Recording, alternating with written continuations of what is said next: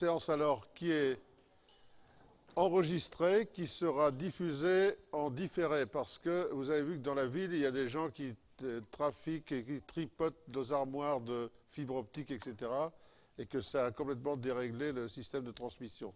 Donc on enregistre, et donc c'est une réunion publique enregistrée qui sera diffusée dès que les réseaux remarcheront. Donc les consignes restent les mêmes sur la façon de prendre le micro, etc., etc. J'espère que c'est la dernière séance que nous passerons ici, que nous pourrons retourner dans la salle du Conseil. Et Jean-Pierre me faisait remarquer qu'en fait, cette équipe municipale n'a jamais siégé au Conseil, dans la salle du Conseil, depuis l'origine. Bon, aujourd'hui, un certain nombre d'absents pour une séance de Conseil qui est uniquement consacrée à des histoires budgétaires. Alors j'ai le petit tableau avec des absents. Donc Catherine Buon est souffrante et m'a donné procuration. Monique Saul est à la réunion du SIED et du SIDOMP et elle a donné procuration à Gilles jusqu'à son arrivée. Ensuite, j'ai Jean-Baptiste Boucaud qui a donné procuration à Jean-Pierre Lemuller et c'est les seules procurations que j'ai, Martine Mansat étant absente mais n'ayant pas donné procuration. Aujourd'hui, le secrétariat sera confié à Emmanuel. Voilà. Mais dans une séance de... voilà. À la virgule près. L'ordre du jour n'a pas... on ne propose pas de modification à l'ordre du jour. Et je vais donc ouvrir la séance en vous demandant si le compte rendu du Conseil municipal du 17 février demande remarque de votre part. Non, qui ne dit mot consent. Donc je mets au vote. Qui est contre? Abstention? Merci. Donc, alors je vais être obligé de vous présenter tous les documents budgétaires puisque Catherine, qui devait en faire une partie, ne peut pas être là. Si jamais je sache sur certaines choses, vous m'autoriserez à demander à Muriel de m'aider sur certains points. Enfin, j'ai participé à toute l'élaboration du budget. Normalement, ça devrait bien se passer. Le budget primitif d'abord, nous le votons dans des circonstances particulières puisque nous n'avons toujours pas les éléments qui nous permettent de fixer l'ensemble des recettes de fonctionnement. À ce jour, nous n'avons pas... nous avons par contre des éléments qui nous permettent de fixer en partie les éléments de dépenses. En recettes de fonctionnement, nous n'avons pas encore la notification des bases. Mais nous savons que la loi de finances a augmenté les bases de 3,4%. Mais on ne connaît pas encore l'augmentation de la base par les nouvelles constructions. Donc en gros, on ne connaît pas nos produits, nos rentrées fiscales. Et puis, donc ça c'est le plus important, et ne connaissant pas ça, nous ne pouvons pas voter les taux aujourd'hui. Donc nous ne voterons pas les taux des impôts locaux, qui se résument pour l'instant au foncier non bâti et au foncier bâti, puisque la taxe d'habitation, on ne vote plus de taux, ça sera des systèmes de compensation. Et donc nous ne pouvons pas faire ce qu'on appelle un budget définitif en quelque sorte. On va donc voter un budget primitif qu'on ajustera par un budget supplémentaire lorsqu'on connaîtra les taux. Et comme nous n'avons pas non plus le compte administratif, nous ne pouvons pas affecter les résultats, etc. Donc aujourd'hui, ce que je voudrais en introduction, c'est vous dire qu'il y a pas mal d'innovations dans ce budget. La première, je l'avais déjà abordé lors des débats d'orientation budgétaire, c'est que pour certaines opérations lourdes et qui durent plusieurs années, nous allons passer dans une gestion dite APCP, c'est-à-dire autorisation de programme, crédit de paiement. Donc en quoi ça consiste? Je vais essayer de prendre un exemple. Sur l'école, nous avons à l'arrondi 3,5 millions de dépenses. Ça a commencé en 2021, continue en 2022, ça continue en 2023. Lorsqu'on fait une gestion budgétaire classique, on inscrit les 3,5 millions sur un seul budget, on met les subventions et il faut équilibrer par des recettes pour faire le compte. Sauf que lorsqu'on fait ça, on affecte tout l'autofinancement possible sur cette seule opération, alors qu'elle va se dérouler sur 3 ans. En APCP, on dit que ça vaut 3,5 millions, et on essaye de voir qu'en 2021, il ne faudra que 50 000 euros, en 2022, il en faudra 2,5 millions, en 2023, il en faudra le solde, et donc on vote une AP, une autorisation de programme, mais dans le budget de chaque année, on n'affecte que la part qu'on pense qui va être dépensée cette année-là. Ce qui veut dire que ça ne bloque pas tous les autofinancements que l'on a pour l'ensemble des 3 exercices sur un seul exercice. Donc, à titre d'entraînement, en fait, il est trop tard pour faire ça pour l'école, puisque l'opération est commencée. Et donc, on vous proposera, et Gilles vous le présentera tout à l'heure, de traiter la rénovation extérieure du donjon, sa protection paratonnerre, ses ravalements extérieurs, son étanchéité supérieure, etc., dans le cadre d'une opération APCP qui se déroulera sur plusieurs années, qui vaut un certain montant, et dans cette année, on ne mettrait que 20 000 euros.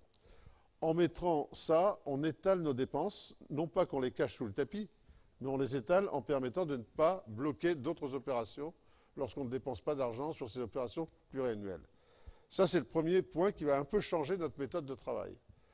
Le deuxième point, c'est qu'on nous a dit que l'opération de la Tour était une opération commerciale où on va vendre des terrains, vendre des droits à construire, vendre des places de parking, et donc ces opérations-là seront soumises à TVA sur les ventes. Et là, on nous demande de passer pour l'opération de la Tour dans une gestion totalement de type privé, avec une balance TVA, et donc de la traiter, de la mettre en annexe complète.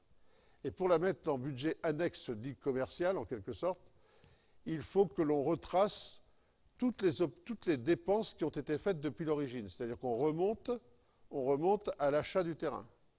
Et donc, l'état du budget annexe, c'est de remettre dans le budget annexe toutes les dépenses qui ont déjà été faites et à venir.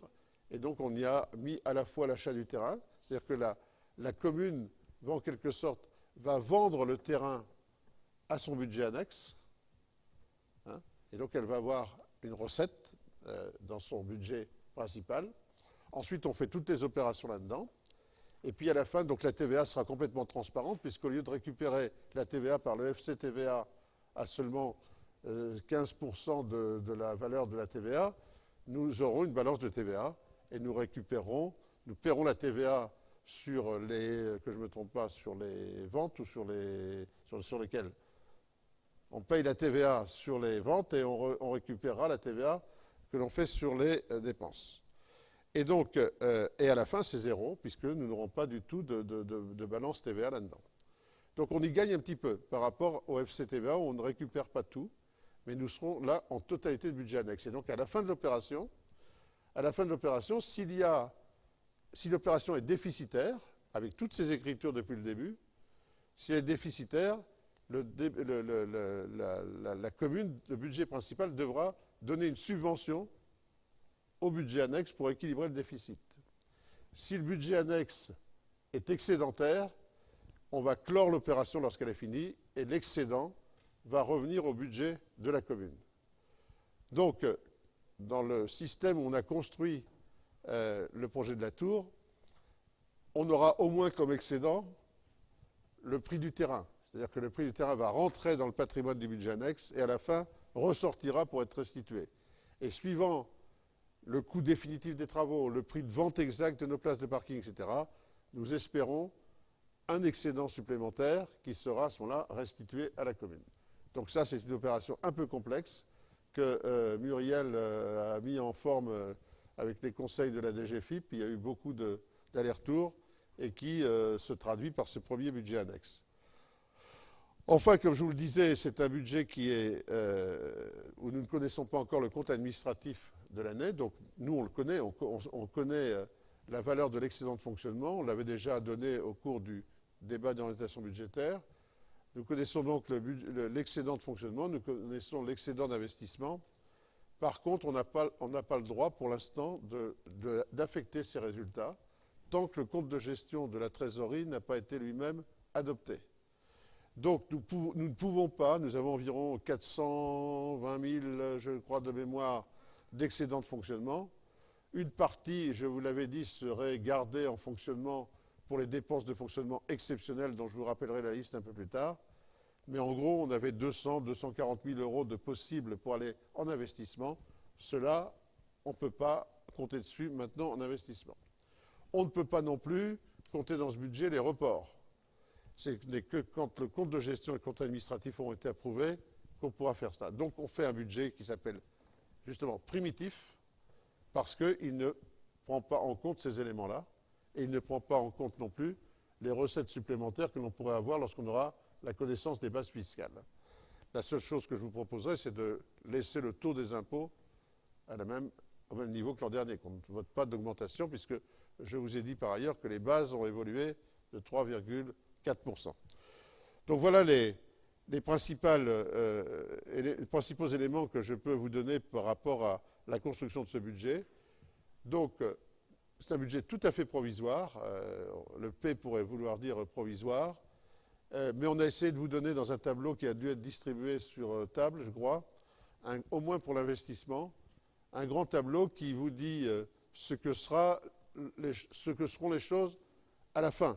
C'est-à-dire que dans ce grand tableau, on vous donne le budget primitif en investissement, on vous donne les reports, ceux-là on les connaît bien, et on vous donne aussi l'excédent qui résultera des comptes de gestion, etc. Et quand on ajoute le tout, ça sera sans doute l'hypothèse du budget supplémentaire qui devra être voté le moment venu. Mais c'était un peu idiot de vous proposer un budget primitif sans qu'on voit la totalité des choses, y compris des choses dont on est certain, parce que les reports, on en est certain, par exemple, et notre excédent de fonctionnement également. Donc voilà ce que je pouvais vous dire pour l'instant. Donc c'était un peu une procédure un peu nouvelle. Alors vous allez me dire pourquoi on n'a pas attendu le 15 avril ou etc. pour faire le budget. Ben parce que nous avons besoin aussi nous avons ouvert tous les crédits qui étaient possibles au début de l'année, 25% des crédits d'investissement, etc. Si on veut engager tous les travaux des parkings et tous les travaux de l'école, l'école a déjà été engagée totalement, mais pour l'instant nous n'avons pu engager que les travaux de démolition du parking, et les autres travaux ne peuvent pas encore être notifiés au marché, aux sociétés, parce que nous n'avons pas les crédits inscrits dans notre budget pour l'instant. Donc c'est la raison principale pour laquelle on fait cet exercice maintenant, et ensuite on aura un peu de temps pour faire le reste quand on aura les éléments de la trésorerie. Voilà ce que je voulais vous dire en introduction. Est-ce que sur tout cela, qui est un peu nouveau, est-ce que vous avez des interrogations, des questions? Non? Bon, ben écoutez, on peut commencer sur le budget. Donc je vous rappelle que sur le budget primitif, en fonctionnement, nous pourrons compter, pour l'instant on l'a fait à minima.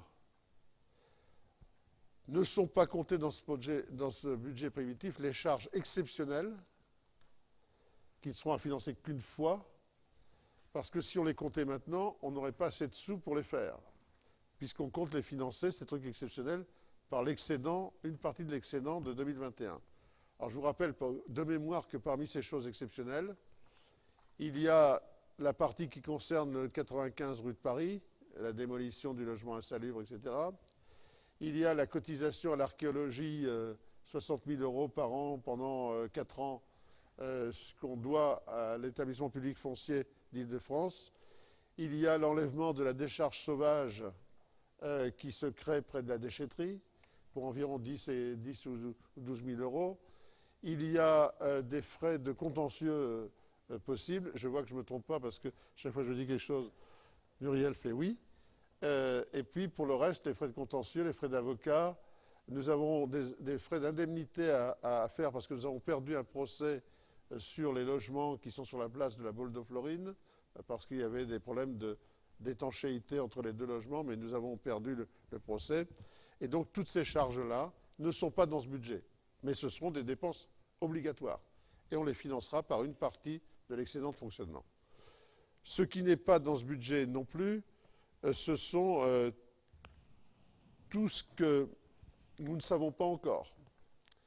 Par exemple, pour la masse salariale, on a tenu compte de tout ce qui était connu jusqu'à maintenant, mais vous avez aussi compris que le gouvernement annonce une, comment s'appelle ça, une libération, un dégel du point d'indice des fonctionnaires. À combien, quand, on ne sait pas. Hein, il vient de dire de 4%, donc ce n'est pas ce qu'on a prévu, nous, dans notre budget. En même temps, on espère quelques recettes supplémentaires quand on connaîtra le montant des impôts. C'est-à-dire parce que la base fiscale a augmenté de quelques bâtiments dans l'année. Et donc ces bâtiments vont être taxés, vont nous rapporter un peu plus. D'autre part, nous avons été pessimistes sur la dotation globale de la DGF, la dotation globale de fonctionnement, qui est la dotation que nous donne l'État, qui d'après les calculs devrait baisser de 10%. C'est-à-dire qu'en même temps qu'on dégèle les points d'indice des salaires, on nous baisse la dotation de l'État de 10% encore. Donc on espère que tout ça va se stabiliser. On espère qu'il y aura quelques recettes supplémentaires par les droits de mutation, etc. Mais tout ça sera un peu ric-rac, mais nous ne pouvons pas lire dans la boule de cristal aujourd'hui. Donc, quand on regarde le budget tel qu'il a été conçu, et vous avez donc le détail, vous avez eu les documents budgétaires complets. Là, je vais résumer, je vais faire en grands chapitres. Vous avez donc en dépenses, en recettes de fonctionnement, c'est assez simple. Nous avons donc gardé dans le chapitre 73, nous avons gardé les produits de fiscalité en les augmentant simplement, en augmentant les bases de 3,4.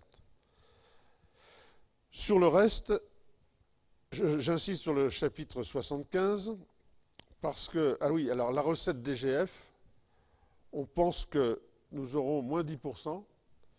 Sur la dotation de solidarité rurale, on aura plus 8%, mais ça ne s'équilibre pas. Parce que moins 10% sur quelque chose qui faisait presque 300 000 euros, ce n'est pas la même chose que plus 8% sur quelque chose qui fait 95 000. Bon. Donc les pourcentages sont trompeurs. Et donc là, on a une baisse. On aura quelque part, il y a quelque chose qui est complètement artificiel, c'est le chapitre 75. Parce que dans ces 974 000, il y a l'excédent prévisionnel du budget annexe commercial de l'opération de la Tour. Donc on verra tout à l'heure dans le budget de la Tour qu'on pense que l'excédent global, à la fin, l'excédent sera de 900, à peu près 911 301. Et donc, ici, on a, dans ce chapitre-là, on a les loyers qu'on perçoit, plus l'excédent prévisionnel.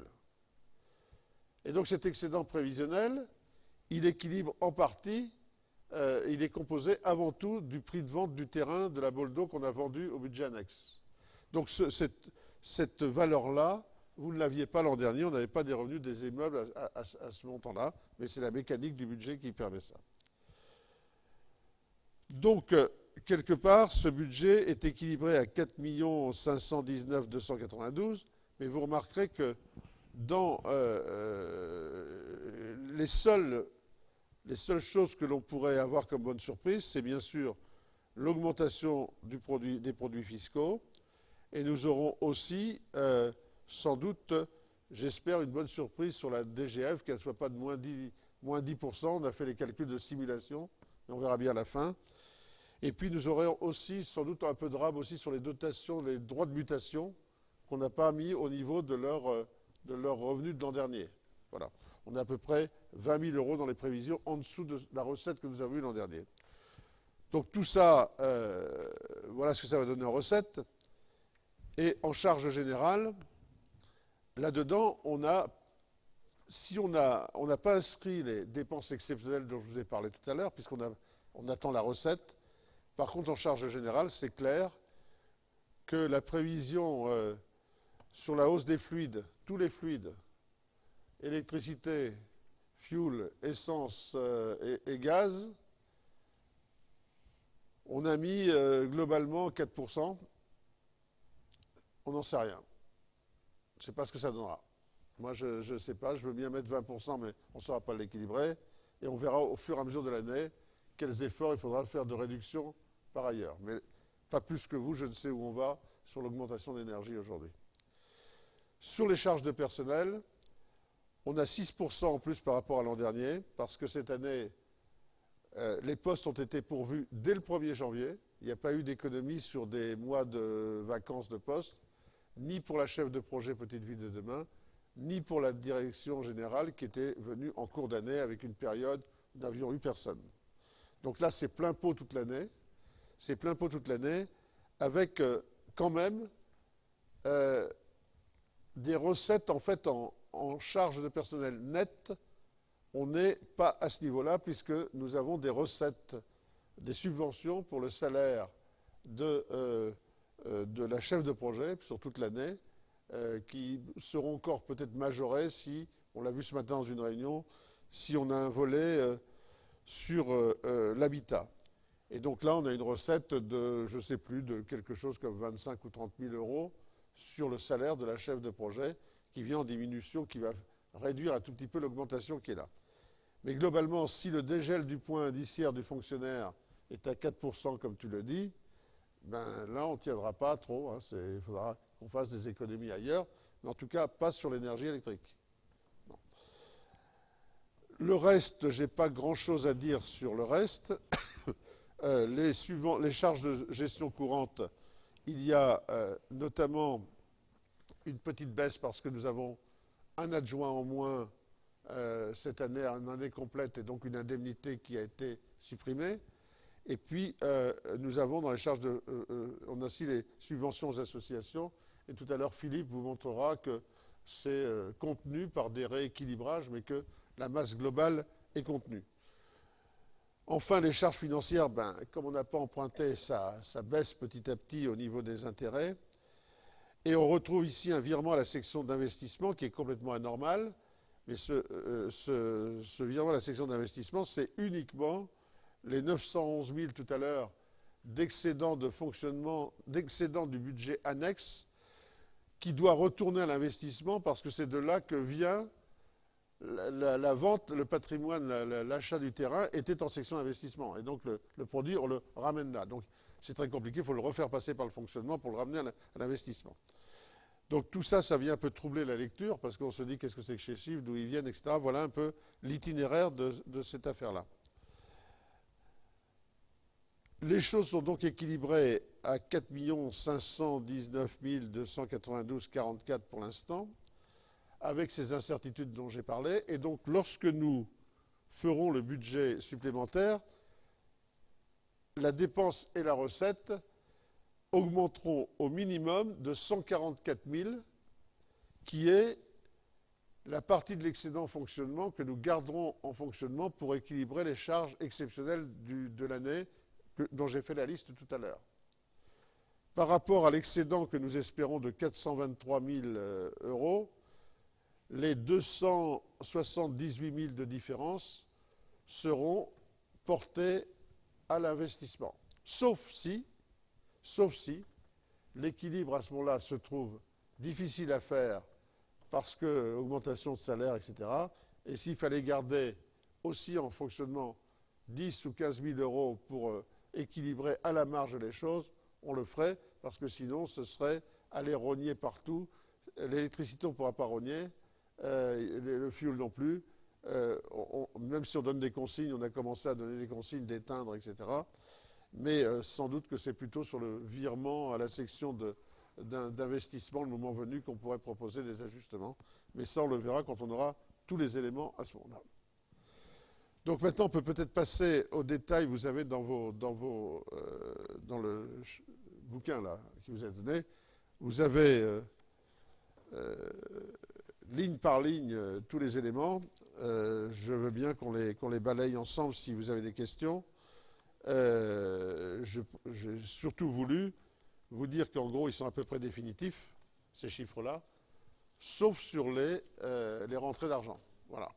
Les postes qui sont là-dedans et qui ne sont pas exacts sont certains postes de recettes, l'énergie, le personnel, où il peut encore y avoir des variations. Sinon, l'ensemble des éléments nécessaires au fonctionnement, des services, etc., ont été gardés. On a, sur l'événementiel, etc., une année un peu qui n'est pas encore une année pleine complètement. Il y aura le carnaval, mais il n'y a pas eu les repas de début d'année de l'équipe municipale, etc. Donc on a un tout petit peu de dépenses en moins, mais heureusement, on est heureux de redépenser de l'argent pour faire du carnaval ou des fêtes, etc.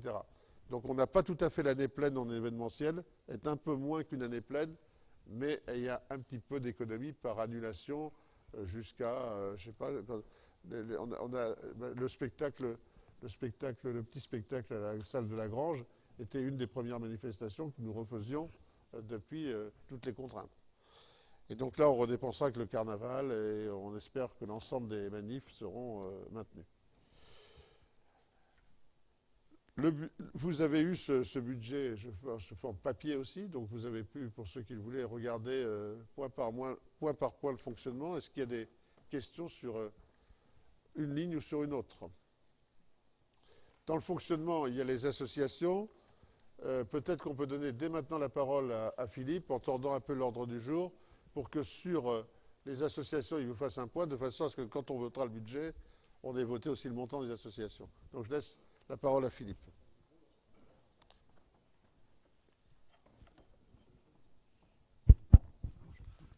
Alors, pour les subventions 2022, donc... Ça marche le micro là? Ça marche hein là, comme ça. Ouais, donc, comme chaque année, il est proposé d'attribuer les subventions aux différentes associations. Là, c'était pour nous la deuxième année de mandat et ça nous a permis de mieux connaître les associations. D'une part en participant à leurs activités, en allant sur le terrain et puis aussi en étant présent dans la plupart des cas aux assemblées générales. De là, donc, la commission association, sport, etc. s'est réunie pour débattre et étudier donc les demandes de subventions formulées par les différentes associations. On a, à partir de là, donc, proposé de confirmer ce qu'on avait dit l'an dernier, c'est-à-dire essayer de rééquilibrer un peu les montants en fonction des évolutions des différentes associations et de notre connaissance de leurs problèmes. Donc il y a le nombre d'adhérents, il y a aussi les autres frais qui sont pris en charge par la commune, mais il y a aussi des charges qui pèsent sur telle ou telle association. C'est très différent d'une association à une autre d'ailleurs. Donc de là, on a proposé de fixer un plafond pour les associations les mieux subventionnées, un plafond à 8 000 €. Donc ça se traduit par une baisse relativement importante pour une association, une petite baisse pour une autre, et ça n'a pas plus d'incidence que ça. Et de là, on a pu augmenter certaines associations pour lesquelles la subvention paraissait vraiment trop faible par rapport au nombre d'adhérents, par rapport à leurs activités, etc. Voilà, on a proposé ça à une autre commission qui est la commission appui aux associations, composée des adjoints et conseillers municipaux délégués en charge du suivi des différentes associations. Et cette commission appui aux associations a donc approuvé ces propositions. Voilà, donc sur la base des demandes de subvention des différentes associations, on propose les subventions qui sont présentées dans le tableau qui suit. Je précise quand même au passage qu'il y a cette année une seule association qui a renoncé à sa subvention, contrairement à l'année dernière où il y en avait 3-4. Bon là, il n'y a que le CCLH qui, compte tenu de son activité, a renoncé spontanément à sa subvention. En revanche, les bardes et le comité de jumelage ont repris leurs activités, donc sont subventionnés cette année. À noter aussi que la FNACA n'a pas fait de demande, donc on ne verse pas de subvention. Et on atteint donc un total de subventions de 52 650 €. Là, ça fait une hausse de 550 €, sachant qu'en 2021, on était à 50 € de moins que 2020. Donc ça fait 500 € de plus que 2020. Voilà. À noter aussi que les associations bénéficient également du fait que la commune paye les heures d'utilisation du gymnase à la CCPH, paye les fluides quand c'est le cas, l'eau, l'électricité, le gaz. Et également, on aide des associations à travers le prêt de salles. Donc on fait une évaluation, enfin c'est Maria qui a fait une évaluation de tout ça, des avantages en nature. Voilà, et ces chiffres-là, donc avantages en nature, seront présentés lors d'un prochain conseil municipal. Voilà, de là donc on vous demande d'attribuer pour l'exercice 2022 les subventions de fonctionnement aux associations. Suivant le tableau, on va peut-être pas tout détailler, tout le monde a le tableau sous les yeux. Est-ce qu'il y a des associations pour lesquelles vous avez une interrogation? Alors, je précise que pour les associations pour lesquelles il y a eu une baisse, Philippe a reçu, accompagné de membres de la commission, a reçu les présidents de ces associations pour en discuter avec eux. C'est-à-dire qu'ils n'apprendront pas aujourd'hui, en regardant ou demain, ou en recevant une lettre, qu'il y a eu une baisse de leur subvention. Il y a eu une explication qui est en général bien comprise. Oui, je suis assez content parce que pour l'association qui a une base assez importante, eh bien, le président a tout à fait accepté le principe, quoi. Il a bien compris pourquoi on faisait ça, quoi. Donc vous avez quand même décidé c'est pas marqué dans la note de synthèse, mais d'essayer de plafonner à 8 000 euros, c'est ça, voilà. Alors, cette délibération-là, là, je vous ai demandé qu'il y ait l'explication, mais nous ne pouvons le voter que lorsqu'on a voté les crédits au budget. Donc, on y reviendra tout à l'heure, mais c'était utile que vous sachiez. Alors, il restera dans le budget, il restera un peu de RAB pour accorder des subventions éventuelles dans l'année, soit à de nouvelles associations, soit à des projets de type exceptionnel, etc. Donc il y a toujours cette petite marge, et dans ce cas-là, nous reviendrons devant le Conseil avec une demande que tu introduiras. Voilà. Est-ce qu'il y a des questions sur les subventions aux associations, avant qu'on revienne au budget fonctionnement? Non? Bon, le principal, c'est que c'était expliqué et ça sera complété par une présentation globale de l'effort qui est fait par chaque association, comme l'a dit Philippe, sur les heures de location, par exemple, du gymnase, que l'on paye à la communauté de communes, etc. C'est-à-dire qu'il y a, ça, c'est qu'une partie de l'iceberg, ce qu'on donne comme subvention quelquefois. Il y a une partie aussi importante de subventions en prestations. Donc je reviens au budget, à la section fonctionnement. Je souhaiterais, dans ce cas-là, mettre, s'il n'y a pas de questions sur la section fonctionnement, s'il n'y en a pas d'autres de ce budget primitif, la mettre au vote maintenant. Mettre au vote la section. Est-ce qu'il y a des questions avant? Non. Je mets au vote la section fonctionnement. Qui est contre? Abstention? Merci. Dans la foulée, j'anticipe sur le point qui était plus loin que tu viens d'exposer, puisqu'on a voté le chapitre, à l'intérieur on a voté le chapitre. Alors, sur ce vote pour les associations, je demande à tous ceux qui ont des responsabilités dans certaines associations, dans certaines qui ont des subventions de ces. Bon. Tant qu'on n'a pas de subvention, tant qu'on n'est pas visé par les choses, on peut voter. Ceux qui ont des responsabilités dans des associations qui font l'objet d'une attribution de subvention. Qu'y a-t-il? Jean-Pierre? Dans le bureau de Kasumai, oui. Voilà. Donc, deuxièmement, donc, ces personnes-là sont priées on va dire que l'on vote. Je vais voter pour toutes. Je vous fais voter pour toutes les associations, sauf Kasumai et l'UNC. Et là, les personnes concernées peuvent voter. Et ensuite, on votera pour les deux autres subventions, où là, je prie les personnes concernées de ne pas prendre part au vote. Donc, on va faire dans l'ordre inverse. Subvention accordée à l'UNC, tu ne prends pas part au vote. Qui est contre? Abstention? Merci. Subvention accordée à Kasumai. Qui est contre? Abstention? Merci, sachant que Florence ne participait pas au vote. Maintenant, sur l'ensemble des autres subventions, sauf si certains ne voulaient pas prendre part au vote, mais sinon je mets au vote. Qui est contre la répartition des autres subventions? Contre? Abstention? Merci. Les subventions aux associations sont donc votées.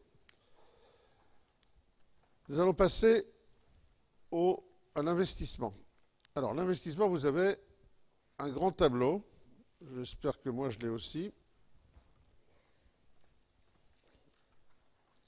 Qu'on a dû vous remettre sur table aujourd'hui.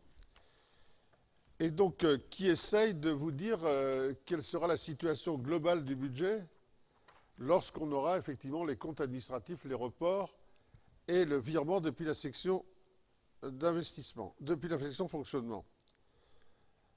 Si on le parcourt, ou bien on le parcourt dans la note de synthèse, ou on le parcourt dans le tableau, dans le grand tableau. Ce que je voudrais d'abord vous dire, c'est qu'il y a des opérations donc, en section d'investissement. Si on parle des recettes, les recettes, elles sont ici, éclatées dans chacune des rubriques. C'est-à-dire qu'on a mis les subventions obtenues en face de l'opération. Là-dedans, il y a des subventions qu'on ne connaît pas encore. Nous sommes en train de demander, le dossier va être déposé demain, je crois, le dossier de Desil, qui l'an dernier nous avait rapporté des sous sur l'école. Nous sommes en train de monter un dossier Desil, dont on pourra peut-être donner les chiffres maintenant, sur tout l'aménagement, circulation du centre-ville. Nous essayons de mettre dedans tout ce qui sera panneaux de zone 30, tout ce qui sera de panneaux des eurodateurs, tout ce qui sera relatif au stationnement. En réunissant tout ça, ça nous fait un total de dépenses hors taxe de 148 134 euros. Et on demande 89 000 euros de subvention. Ça, nous ne l'avons pas mis dans le budget aujourd'hui. Et donc ce sont des recettes à venir qui, si elles viennent, nous permettront de redégager du financement pour d'autres opérations. Nous déposerons aussi, avant le 18 avril, je crois, des DETR. Pourquoi ? Pour 2 projets. Bon, on va essayer de déposer encore quelque chose. Voilà. À chaque fois qu'on peut déposer pour avoir de l'argent, on le fera. Bon. Donc, l'ensemble des recettes qui sont là ne sont pas exhaustives. Les seules recettes qui manquent là-dedans, dont on est certain, c'est la partie d'excédent de fonctionnement dont je vous ai parlé tout à l'heure, 240 000 euros, qui, à ce moment-là, seront affectés à l'investissement. Sauf si on doit en garder une petite partie pour équilibrer les dépenses de fonctionnement, salaires, etc. Donc, quand on fait le tour de cela, en fait, sur l'opération du donjon, on verra que c'est un peu le parking souterrain, qu'en fait, on est en train de tout envoyer vers le budget annexe. Lorsqu'on fait tout cela, on se rend compte que le budget primitif ne porte sur la somme globale en bas, il ne porte ce budget primitif que sur 3 958 000. Mais que les reports sont de 3 026 et que les dépenses, nouvelles dépenses ce qui arriverait au budget supplémentaire ne viendraient que des 270 000 dont je parlais tout à l'heure. Donc en fait, on a pratiquement 3 958 000 de budget primitif d'investissement, mais on a environ 3 300 000 de budget qui viendront au budget supplémentaire. Dans ce genre de choses, on ne peut pas raisonner globalement. Je crois qu'il faut décrire les opérations qui sont là-dedans. Je vous donne d'abord ce qui est ce qu'on appelle hors opération. Hors opération, le remboursement du capital de nos emprunts, on ne peut pas y toucher, c'est 215 000 euros 950. Les ordres de transfert entre sections, ça ne compte pour rien parce que c'est 2339. Je ne sais même pas ce que c'est.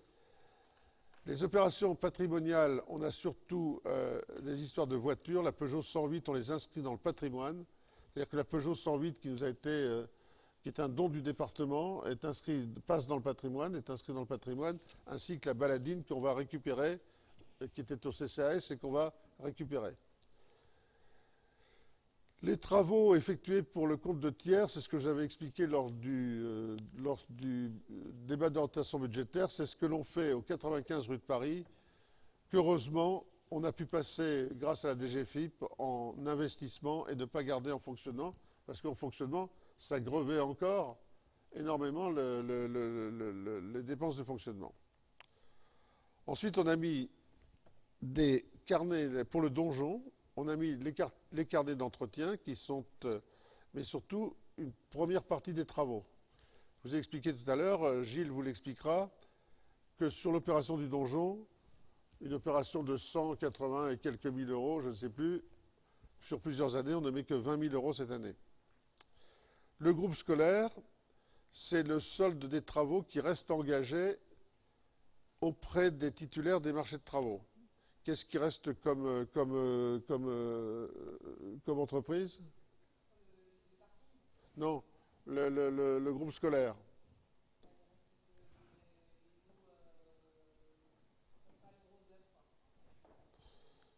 Non, mais pour faire les 984 000 euros.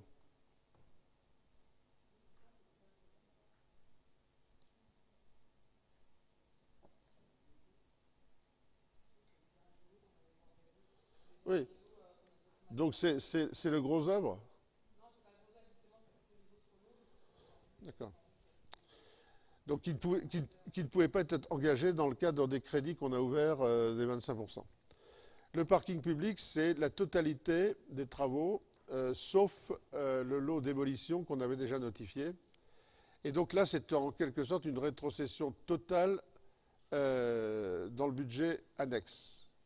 Cité de l'Opton, il y a un petit solde de 100 euros. Les économies d'énergie, c'est ce qu'on pourra engager cette année au titre des changements des... Vous avez gardé une place pour Monique? Monique? Ou là, je ne sais plus. Voilà. Donc la procuration de Monique prend fin. Qui est-ce qui en était titulaire? Donc tu n'as plus qu'une voix. Les économies d'énergie, c'est tous les changements de LED, de chaudière, de tout cela, mais là-dessus, nous avons des DETR. Et donc là, on doit l'inscrire parce que nous avons les subventions. La restauration de l'église, c'est principalement le contrat d'entretien et l'étude. L'étude de diagnostic complet sur lequel nous avons aussi en subvention 43 000 euros de la DRAC pour l'instant. L'aménagement de la rue de la Pie, c'est obligatoire, c'est la fin, c'est le solde des travaux de la rue de la Pie. L'acquisition de matériel, ça c'est tout ce que l'on doit acheter dans tous les types de services. Ça va pour le service événementiel, je ne sais pas ce que vous avez pris comme matériel, les services scolaires, les services techniques, etc. Sur les voiries et réseaux divers, c'est principalement l'aménagement de devant de l'école pour lequel nous avons une subvention de 40 000 euros du département. C'est toute la zone 30 que l'on va introduire en des îles dont j'ai parlé tout à l'heure. C'est le chemin de la Croix aux Pèlerins, pour vous signifier ce que c'est. Quand vous êtes à la Croix aux Pèlerins, on monte le chemin qui est encore en terre, et il y a des maisons qui sont là, qui ont été construites dans le début de la Croix aux Pèlerins, et qu'on va viabiliser leur rue, parce que les constructions sont terminées dans ce coin-là. C'est aussi les études pour le carrefour Saint-Mathieu, qui est accidentogène, et puis il y a du mobilier urbain. Le travaux de bâtiment, c'est les menuiseries d'hôtel de ville, le changement de la chaudière des centres techniques, changement de tous les radiateurs à la tannerie, subvention d'équipement au club de tennis pour la réfection de la bulle, j'en dirai un mot. Donc ça, c'est aussi l'objet de subventions qu'on a obtenu l'an dernier au titre des économies d'énergie. Alors, un mot sur le tennis et la bulle. Le tennis a deux bulles. Il y en a une qui est qui sera hors d'usage, qui peut-être s'écroulera en la démontant ou en la montant. Et donc, on a discuté avec le tennis club. Je vous rappelle que le tennis, contrairement à d'autres sports, pour l'instant a toujours pris en charge lui-même ses équipements. Le foot vit sur un investissement public. Le gymnase, les autres sports qui utilisent les gymnases vivent sur de l'investissement public de leurs infrastructures. Le cyclisme roule sur des routes d'investissement public et qui sont ouvertes à tout le monde. Et finalement, le tennis, lui, a toujours financé ses équipements. Et donc, nous avons décidé, après des discussions avec eux, de vous proposer qu'en fait, une bulle vaut à peu près 80 000 euros, environ 80-90 000 euros, si j'ai bien compris, parce qu'il y a déjà l'infrastructure, la base. Nous avons proposé que le moment venu, on leur accorde une participation de 35 000 euros, sachant qu'ils ont les finances pour financer le solde. C'est-à-dire qu'ils ont pratiquement 50 000 à 55 000 euros en caisse qu'ils ont obtenus grâce au Covid. Parce que les cotisations avaient été payées, etc. Et il y a eu des frais de prof en moins parce que tout a été arrêté. Et les adhérents ont bien voulu laisser cela au trésor de guerre au club. Donc là-dessus, on participera plutôt que d'avoir nous-mêmes à construire ces choses-là.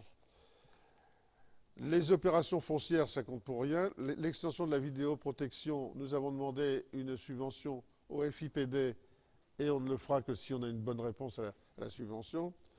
La réhabilitation des Restos du Cœur, c'est une vieille histoire, mais c'est une histoire à coût partagé entre les Restos du Cœur qui apporteraient 50% et nous 50%. Et le 50% de la commune serait refinancé par une participation du CCAS qui a obtenu un legs un jour pour faire des œuvres de type social. Et donc là, on utiliserait le solde du legs pour financer la partie qui sera à la charge de la commune dans la réhabilitation des logements qu'occupe le Resto du Cœur. Donc voilà les principales opérations là-dedans. Si, quand on affectera les 240 et quelques mille euros, on choisira à ce moment-là des opérations supplémentaires. Mais ces opérations supplémentaires, si vous êtes dans la colonne qui s'appelle dépenses 2000, dépenses lequel? Si vous êtes dans la colonne qui s'appelle hypothèse recette BS 2022, là-dedans, c'est une somme qui est de où est-ce qu'elle est passée celle-là? De 273 000 euros. La colonne qui s'appelle hypothèse dépenses 2022, c'est une colonne, c'est 273 000 euros, c'est le virement dont je vous ai parlé tout à l'heure. Et à ce moment-là, au moment où on fera le budget primitif, on vous proposera de l'affecter à des études, à l'aménagement, l'aire multisport de la Vègre, parce que le temps que tu fasses les parcours sportifs qui soient au point, on peut attendre le BS pour amener le financement qui est nécessaire. Ensuite, les carnets d'entretien de l'église. Et puis, ensuite, nous aurions des barrières, l'étude d'aménagement, divers aménagements marchés JCB sur des mobiliers urbains. Et puis, enfin, nous aurions, on mettrait des choses en dépenses imprévues aussi. Et les frais d'architecte qui seraient nécessaires. Alors, les frais d'architecte, c'est pourquoi? L'extension de la mairie qui va devenir urgente parce qu'on n'a plus de place pour personne. Au fur et à mesure, on a des chefs de projet, des responsables commerce, etc. Pour l'instant, ils se partagent des bureaux en haut, mais donc l'extension de la mairie, ce serait que les coûts d'architecte entre la mairie et le local du département, où il y a déjà 2 pignons, il n'y a plus qu'à faire quelque chose de simple là-dedans, y compris un garage en rez-de-chaussée pour ranger nos voitures, pas les nôtres, celles de la mairie, et au plus près de la mairie pour l'instant, on va les garer dans des garages de la rue des Fossés, un peu partout, etc. Or, il faut commencer à penser à évacuer les locaux de la mairie rue des Fossés quand on fera le projet muraille, enfin le projet de récupération de la muraille de Houdan dans tout ce qu'on a acheté. Pourquoi dans cette colonne, il y a des chiffres en négatif? J'en sais rien.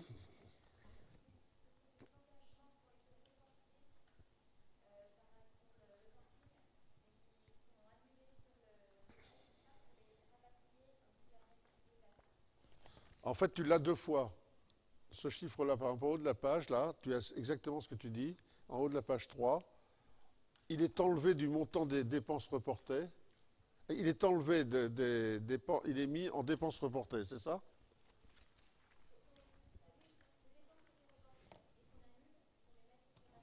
Voilà. Voilà. Donc voilà ce qui... Alors les reports, ben, on n'a pas à les choisir, c'est des opérations, ce sont des dépenses déjà engagées au niveau des reports. C'est une colonne importante, 3 026 en dépenses. Donc vous avez les détails. C'est pratiquement tout ce qui concerne le parking souterrain, les panneaux, l'entrée de l'hôpital. L'entrée de l'hôpital, c'est un report, elle est terminée, mais on n'a pas encore acquitté nos participations au département, etc.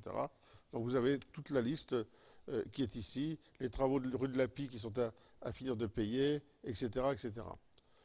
Donc là-dessus, là on n'a rien à dire, c'est le report des opérations déjà engagées. Voilà ce que je peux vous dire sur le budget investissement.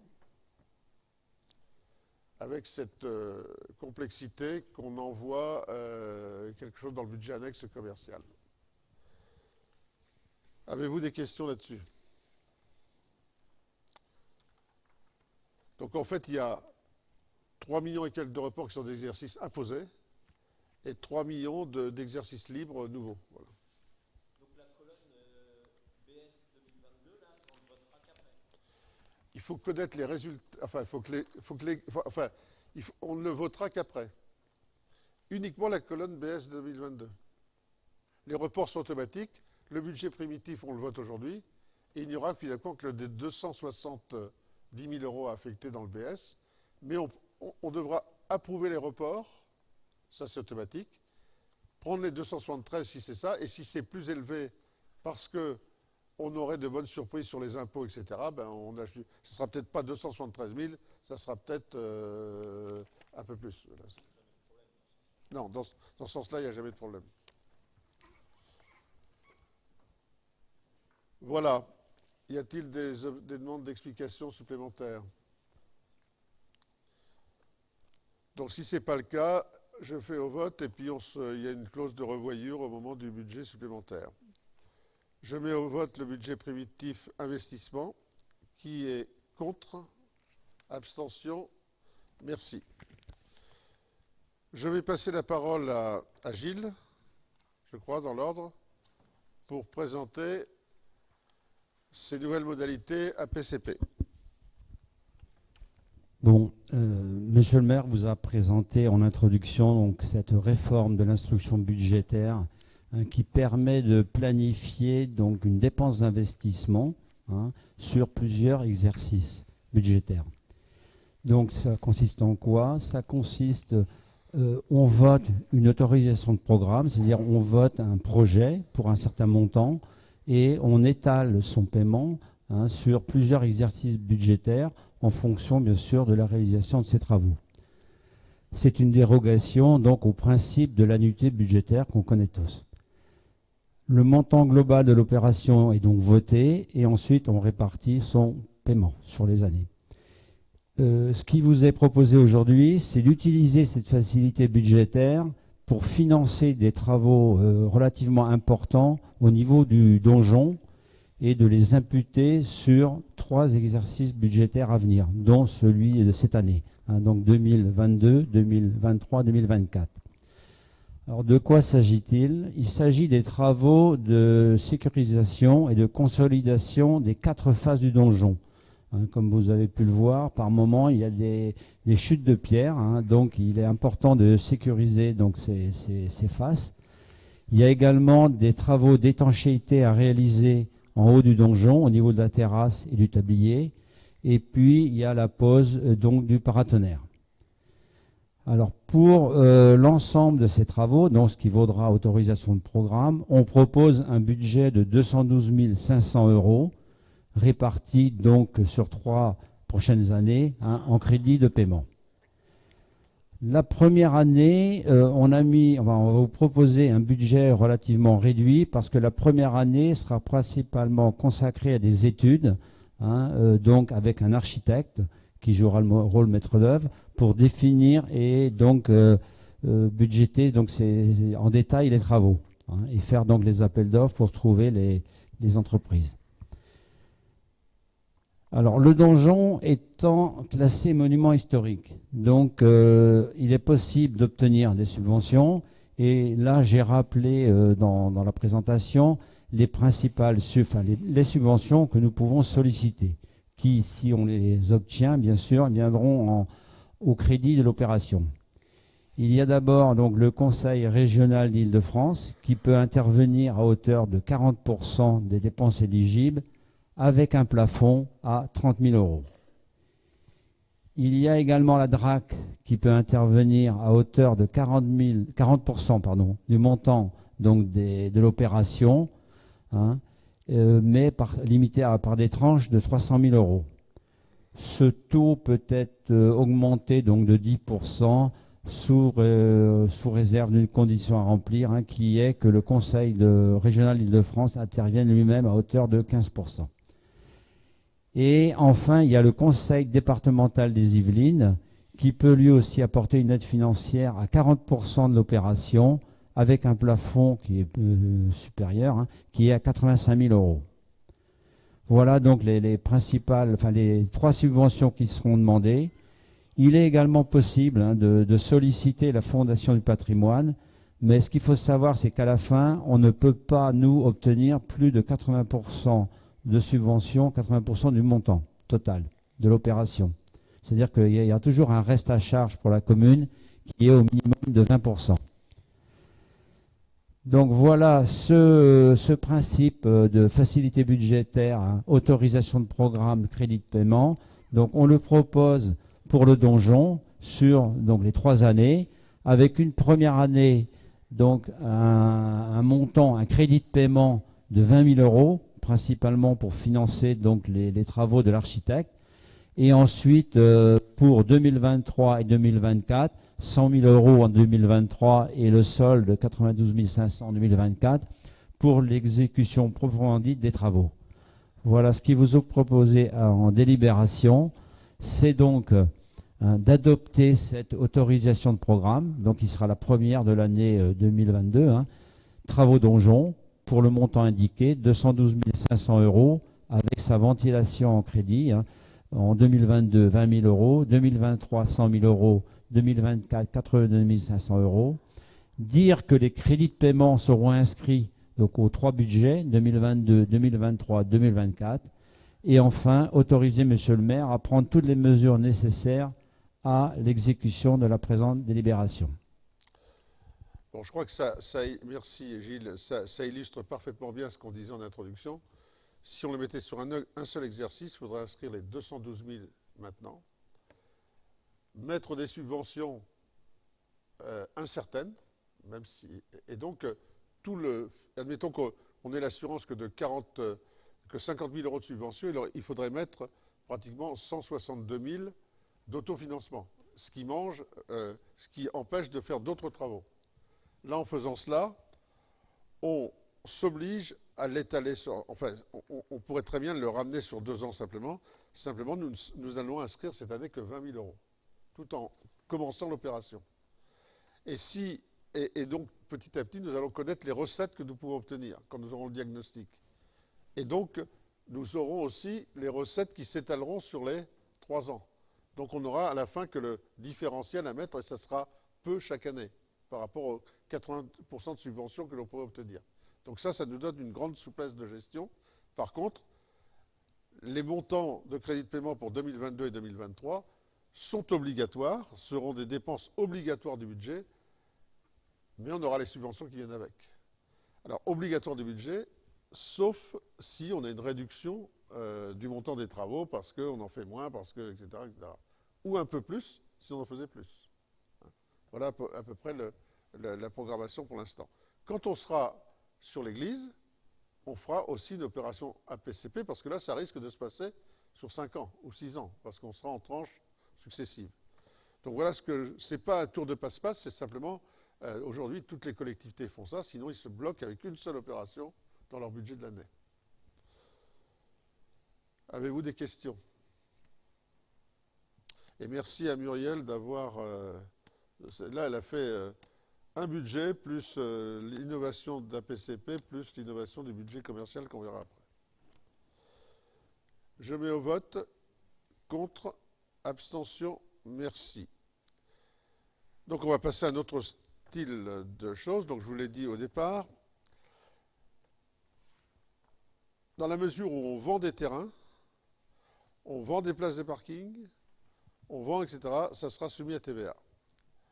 Alors, on s'en est aperçu tout cela quand on a commencé à discuter avec le notaire, etc., parce que nous, dans notre plan de financement de l'ensemble, quand on dit on vend une place à 16 000 euros, c'est 16 000 euros net dans notre poche. Ce n'est pas 16 000 euros pour lequel il faudrait reverser de la TVA au Trésor. Et si on n'y pense pas maintenant, on a une grosse surprise à l'arrivée. Donc, on a vraiment fait une petite étude sur la fiscalité, quel taux, etc. Et à la fin, on a vu que tout devait être en TVA, donc à ce moment-là, la DGFiP nous a proposé de passer en budget commercial annexe. Donc, toutes nos ventes, eh ben, nos acheteurs paieront le prix hors taxe plus la TVA. Et puis, nous, tout ce que nous achèterons sera aussi soumis à TVA. Et donc, on aura une balance, une balance de TVA, comme dans les entreprises. Voilà. Donc, à la fin, c'est neutre pour nous.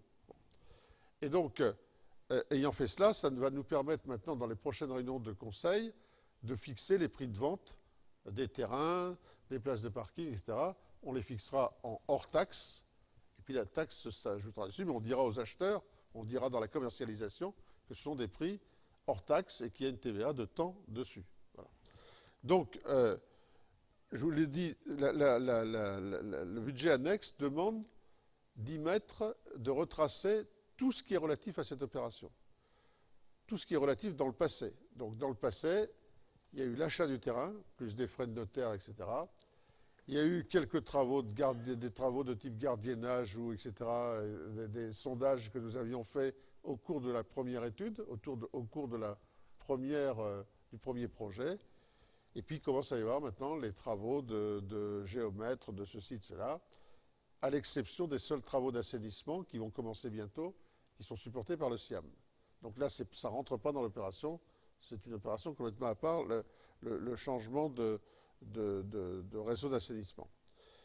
Et donc on retrace tout là-dedans. Ensuite, il y a une comptabilité de stock. On rentre le stock de tout ce qu'on va vendre, et au fur et à mesure où on vend, on diminue le stock. Enfin, je ne connais pas bien la comptabilité privée, mais voilà, c'est le même principe. Et donc, dans ce budget qui vous est présenté, à la fin, il va y avoir un excédent ou un déficit. S'il y a un déficit, le budget de la commune doit le combler. Et s'il y a un excédent, ça revient à la commune avec le mouvement de va-et-vient que je vous ai présenté tout à l'heure, c'est-à-dire le déficit ou l'excédent concerne la section de fonctionnement. Et donc ensuite, il faudra restituer la recette de l'achat du parking à la fin dans la section investissement, puisque c'est là que la recette que la dépense avait été faite. Donc, quand on fait ça, il y a deux parties dans ce budget qui vous est présenté. Il y en a vous avez des trucs qui concernent les stocks, les opérations d'ordre, qui sont de 2 748 000, il y a 2 fois 2 748 000, et l'un va diminuer quand l'autre va augmenter. Au fur et à mesure, on va diminuer le stock, au fur et à mesure, on va passer du stade en cours de production au terrain vendu, l'un va diminuer pour augmenter l'autre. Voilà. Et on arrivera à la fin à la recette totale que l'on veut pour les ventes. Ensuite, donc c'est une opération d'ordre. Ce qui compte, c'est ce qui est au-dessus, où en fait, là, nous sommes à 3 600 et quelques. C'est ça, 3 659, je crois. Oui, c'est ça. Et donc là-dedans, il y a toutes les recettes que nous espérons, plus la revente du terrain depuis le budget annexe au budget principal, et puis les 500 000 € du fonds friche que nous avons obtenu. Donc voilà, et tout ça se passera dans ce budget-là, ça ne sera pas dans le budget principal. On ne reverra cette opération dans le budget principal qu'à sa clôture, quand tout sera terminé, et qu'on aura le solde de l'opération. Le petit gain que l'on a, je vous le disais au début, c'est sur la TVA. Au lieu de récupérer par le FCTVA qui ne rembourse pas 100% de la TVA perçue, là, on n'aura pas, c'est une opération sans TVA que l'on mène là. Donc on gagnera la différence, il y a combien entre le taux de remboursement? C'est 15% à peu près. Donc on gagne 15% à peu près. 4%. Voilà. Donc on a 4% du montant total des taxes qu'on économisera. Est-ce que je peux vous mettre ça au vote? C'est un peu casse-pied, hein, c'est aujourd'hui, mais c'est comme ça. Il y a des moments où... Je mets au vote. Qui est contre? Abstention? Merci. Oui, vas-y. Alors,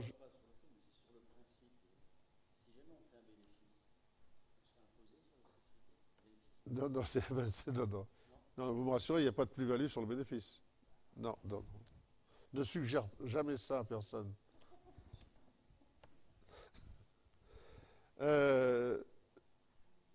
Donc, dans toute règle, il y a des exceptions. Donc, je l'ai bien fait voter, hein, celui-là, oui. Je vous ai dit tout à l'heure que les comptes administratifs de la commune, on ne l'avait pas. Eh bien, on l'a pour le budget haut. Mais c'était plus facile pour la trésorerie parce que c'est un petit budget.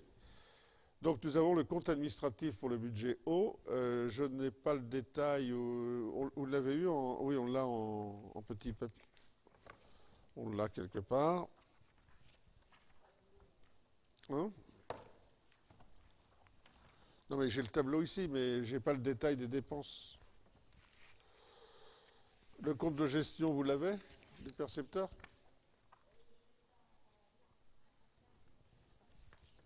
Oui, mais Donc le compte de gestion ne vote pas. Oui, mais vous ne l'avez pas, il est pareil. Bon. Donc, je vous le présente, mais je sortirai pour le vote. En dépenses, alors le budget eau ne bouge pas beaucoup. Il ne bouge que lorsqu'on refait une voirie. Lorsqu'on refait une voirie et qu'on remplace des canalisations, etc. Donc il a bougé à l'occasion de ce qui a été fait rue de la Pie, je pense. Et il bougera beaucoup cette année parce que j'ai dû vous le dire que la société Suez nous a indiqué que les vannes de sectorisation dans la commune, qui sont les vannes qui permettent d'aller d'un quartier à un autre, avaient leur âge et qu'elles étaient très fragiles et qu'un jour, en tournant les vannes, tout pourrait péter et qu'à ce moment-là, on serait très ennuyé par des réparations inopinées, etc. Je le dis comme je le pense, je trouve un peu dommage qu'après 25 ou 30 ans de gestion de notre eau Suez, s'aperçoivent maintenant que les trucs sont vieux. Bon, je le dis vraiment comme je le pense parce que c'est pas correct. Mais en tout cas, il va y avoir de gros travaux à faire, près de 90 000 euros. On a l'argent, vous le verrez dans le compte administratif. C'est pas tellement le prix qui m'inquiète, c'est que ces vannes sont plutôt situées à des carrefours, puisqu'elles permettent de faire passer l'eau d'une rue à l'autre. Et les carrefours où elles sont, c'est par exemple en bas devant Informatique 78, ou en haut devant le café de la paroisse, dans des zones bien comme ça. Et donc il va falloir qu'on se penche le moment venu pour savoir si c'est bien sûr le lundi, si c'est le lundi de nuit, comment on fait. C'est des trucs qui durent 2 jours, mais quand même. Donc il y aura à bien regarder ça. Donc plus que le prix, c'est plutôt les ennuis à attendre mais il faudra le faire parce que c'est la sécurité de distribution qui le demande. Donc la balance, les détails des dépenses qui ont été faites dans le budget eau cette année, c'est assez simple. En exploitation, donc l'exploitation, c'est le fonctionnement. Eh bien, on a simplement eu des recettes. Les recettes, ce sont les recettes de vente de la surtaxe communale sur l'eau. On a touché 133 361. Et puis, il y a l'amortissement des subventions. Et donc, on a eu 150 299,22 de recettes. Et en dépenses, on a la plus grande partie, c'est la dotation aux amortissements pour 80 431 euros. Et des honoraires divers. C'est quoi les honoraires divers?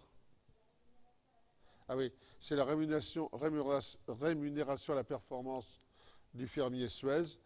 Mais je crois que dans les prochains contrats, on verra comment les critères de rémunération à la performance peuvent être revus pour coller plus à la réalité de la performance. Voilà. Je ramène ça à ce que je vous disais juste avant. Donc nous dégageons un excédent d'exploitation de 28 636. En investissement, nous avons en tout, en recettes d'investissement, on a un résultat reporté de l'année d'avant de 839 000, du FCTVA de 20 000. Les autres réserves, je ne sais pas ce que c'est, vous me dites. Les autres réserves, 70 en recettes d'investissement. Je passe en dessous le virement de la section d'exploitation qui a été... alors les autres réserves, 79 482, je ne sais pas ce que c'est. C'est? Ah mais si vous changez le vocabulaire, d'habitude je sais que l'affectation du résultat, je sais ce que c'est, mais là je ne sais pas. Ensuite, le virement de la section d'exploitation, on ne l'a pas fait. Et ensuite, il y a les amortissements. Donc là-dessus, on a quand même une bonne réserve d'argent, 922 169, qui nous permet de voir dans les prochaines années tous les travaux que nous pourrions avoir à faire. Il y a certains travaux de type sectorisation, je vous dis, il y en aura à peu près pour 100 000 euros. On a des renforcements de réseaux qui peuvent servir à l'incendie aussi. Et puis, si on voit qu'on n'a pas grand-chose à faire, on pourra imaginer, on va faire un bilan et on pourra proposer une baisse du prix de l'eau parce qu'on n'aurait pas à faire des travaux très importants dans les années qui viennent. Voilà, donc ça c'est conforme aux écritures du percepteur. Et donc moi je vous propose de voter ce compte administratif, mais je suis obligé de me retirer pour que vous puissiez le faire. Et c'est donc notre aîné, notre doyen qui doit... ouais, mais attends, il faut que je sorte parce qu'on est... donc vous me rappelez, hein. Ça, non. Comme c'est télévisé, faut que je respecte les règles.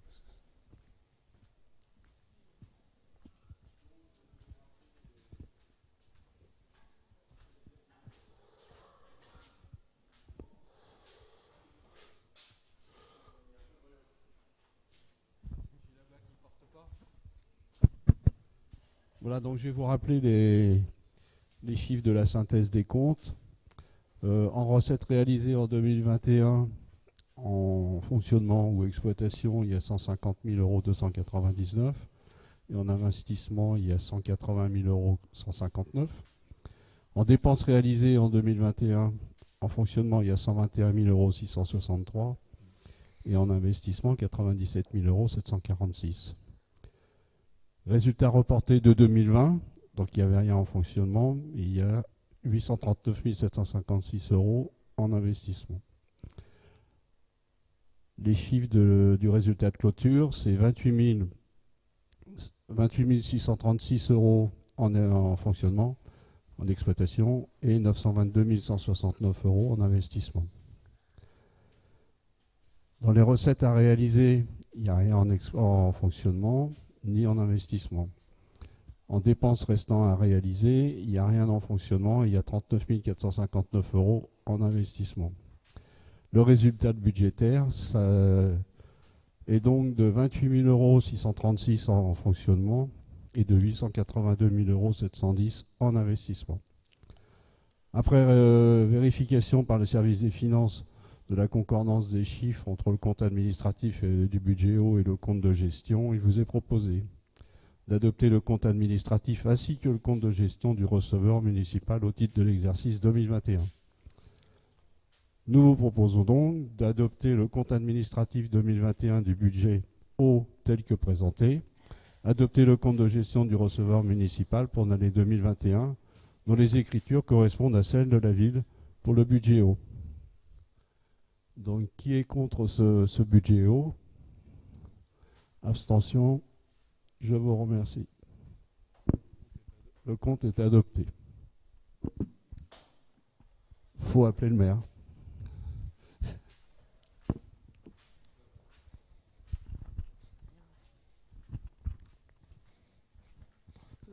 J'ai tout entendu.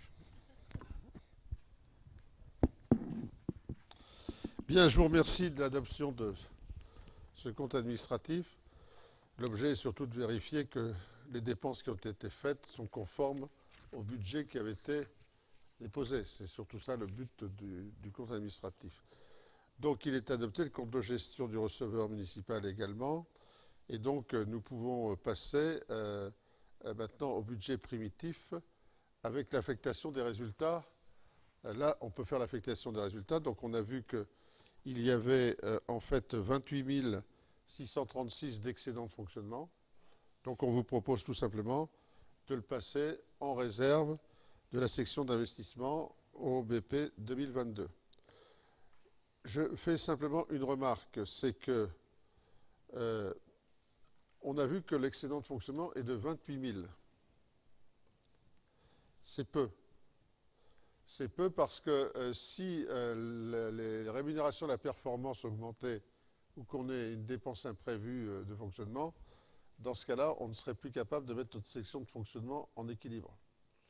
Et peut-être qu'on aura à faire comme pour le SIAM, c'est-à-dire que nous avons beaucoup trop d'argent en investissement, et il faudra qu'on essaye de voir à un moment donné si on ne peut pas remonter de l'argent de l'investissement au fonctionnement, pour éviter d'être trop juste et peut-être d'être obligé d'augmenter le prix de l'eau pour simplement équilibrer le fonctionnement, alors que nous avons plein d'argent en investissement qui ne sera peut-être pas utilisé avant longtemps pour faire l'ensemble des travaux qui ne sont pas complètement programmables maintenant. Donc peut-être qu'on aura cet exercice à faire. Pour l'instant, je vous propose de l'affecter en section d'investissement. Parce que pour l'instant, on est encore un peu juste, on peut y aller, puis on verra bien. Parce que, je ne dirais pas comme ça, mais ce n'est que lorsque, aujourd'hui, si on voulait remonter de l'argent en fonctionnement, c'est exceptionnel. Donc il faut atteindre l'exceptionnel pour qu'on l'autorise. Voilà, c'est un peu comme les déficits d'hôpitaux qui ne commencent à être pris au sérieux que lorsqu'ils sont abyssaux. Voilà. Donc je vous propose de faire cela. Est-ce que vous êtes OK? Oui. Abstention. Donc on peut passer au budget primitif. Le budget primitif, eh bien, on propose de garder la même recette d'eau, de la surtaxe eau. L'amortissement, il est ce qu'il est, en fonction des travaux qui ont été faits. Et puis, en dépenses, en fonctionnement, ben, on garde la même rémunération à la performance que je ne peux pas changer parce que les paramètres de calcul sont dans la convention de délégation au groupe Suez. Et donc ensuite, on a un virement à la section d'investissement qu'on ne fera peut-être pas pour répondre à ta question, Damien. On a ici un virement à la section d'investissement dans le budget de cette année que par contre on ne fera pas et qui augmentera le moment venu l'excédent. Et la dotation aux amortissements en dépenses. Donc voilà, ça s'équilibre. La section d'investissement, ben, elle augmente un peu. Elle est en 1,59 million en recettes. Et donc en dépenses, sachant qu'il y a un amortissement de subvention de 17 000, il nous reste 1 042 000 euros pour faire des travaux de confortation du réseau, de mise en sécurité, etc. Dont, je vous le dis, environ 100 000 euros qui seront engagés cette année. Et à un moment donné, si on peut remonter une somme en fonctionnement, on pourra envisager une baisse de la surtaxe sur l'eau. Voilà. Êtes-vous d'accord pour ce budget primitif Alors, il n'y aura pas de budget supplémentaire, là. Il est définitif. Enfin, ce budget, on va l'appeler le budget définitif. Voilà. Je mets au vote. Qui est contre? Abstention. Merci. La vie associative, on l'a vu. Ensuite, on a la mise à disposition, Philippe, des locaux. Voilà, donc si j'ai bien compris, il s'agit de régulariser quelque chose qui est habituel. Il n'y a rien de nouveau, simplement ça doit faire l'objet d'une délibération, si j'ai bien compris. Oui. Donc ça concerne les locaux qui sont mis à disposition pour les différentes associations. Ce sont des locaux qui sont mis à la disposition toute l'année. La Croix-Rouge française, donc un garage au 20 rue des Fossés, une maison au 32 route d'Annette, le premier étage du foyer municipal, ça c'est où il y a le vestiboutique, la partie du local 32 rue des Fossés. On a également les pêcheurs de la Vègue qui disposent d'une maison au 16 rue des Jeux de Billes. Alors tout ça c'est annuel, parce qu'il y a des dates qui sont indiquées, mais à chaque fois c'est annuel. Les bars donc, qui ont le local au sous-sol du foyer municipal, ça c'est pour stocker un peu de matériel. La pétanque coudanaise, c'est le local, les terrains que vous connaissez bien là près du stade. L'entente cycliste du Péoudanais, en deux locaux, donc un garage 18 rue des Fossés et le petit local qui est juste derrière là, le local qui est là, le petit local qui est entre la salle des fêtes et le foyer municipal. Cette mise à disposition se concrétise par une convention de mise à disposition de locaux communaux à titre gracieux à une association précisant les modalités telles que donc les conditions d'utilisation, gares à véhicules, entreposer des denrées alimentaires et autres, vente de vêtements et réunions. On doit préciser aussi la durée de la convention. La durée de la convention est annuelle. La responsabilité de l'association s'engage à prendre en charge les frais d'entretien des locaux et de fournir une attestation d'assurance en responsabilité civile. La commune permet à l'association l'utilisation des locaux, mais se réserve le droit de les utiliser pour ses propres besoins. Concernant le tennis, donc, il y a une convention qui est nouvelle, qui est de mise à disposition spécifique pluriannuelle pour les terrains de tennis jusqu'en 2028. Ne rentrent pas dans ce type de convention les locations annuelles exclusives. Donc là, si on vient de parler des locations annuelles exclusives, ce qui ne rentre pas en ligne de compte, c'est l'utilisation des locaux communaux, comme le foyer, la salle des fêtes, la salle culte, la grange, etc., qui sont partielles, quelques heures par semaine, pour les associations sportives, ludiques et sociales, qui font l'objet par ailleurs d'une convention de mise à disposition de locaux communaux à titre gracieux à une association en période scolaire. Cette mise à disposition gratuite correspondant à une aide en nature, il convient de délibérer pour autoriser la conclusion des conventions de mise à disposition. Donc, proposition, autoriser le maire à signer les conventions d'utilisation gratuite des locaux communaux aux associations oudanaises selon le modèle qui est annexé en annexe. Préciser que ces conventions ont une durée d'1 an. Bien, on régularise une situation parce que j'ai signé des tas de conventions, mais on s'est aperçu qu'il n'y avait pas une délibération qui disait explicitement que je pouvais signer ces conventions de mise à disposition. Donc on régularise, mais ça n'a pas un impact très fort. Qui est contre? Abstention? Merci. Je vous propose de garder la solidarité avec l'Ukraine pour la fin, en essayant de voir rapidement les deux autres choses. En fait, toutes les conventions, même la plus petite, il faut qu'elle passe ici, au Conseil. On verra pour des choses comme cela, à impact très limité, vous ne pouvez pas m'autoriser à signer de convention. Par exemple, ici, une signature de convention avec la Société protectrice des animaux pour un montant de 500 € pour qu'elle puisse attraper des chats, les identifier, les stériliser, etc. Je ne sais pas s'il faut qu'on passe au Conseil toutes les conventions à 500 € de ce type-là. On n'a pas fini. Bon, en tout cas, là, on va le faire.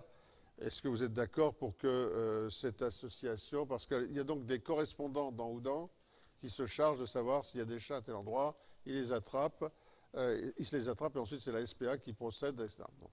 Alors je crois qu'il y a quelque chose quand on... Donc ça c'est un truc pour 10 chats. Voilà. Il y a des objections? On le faisait déjà l'an dernier. Hein. Donc,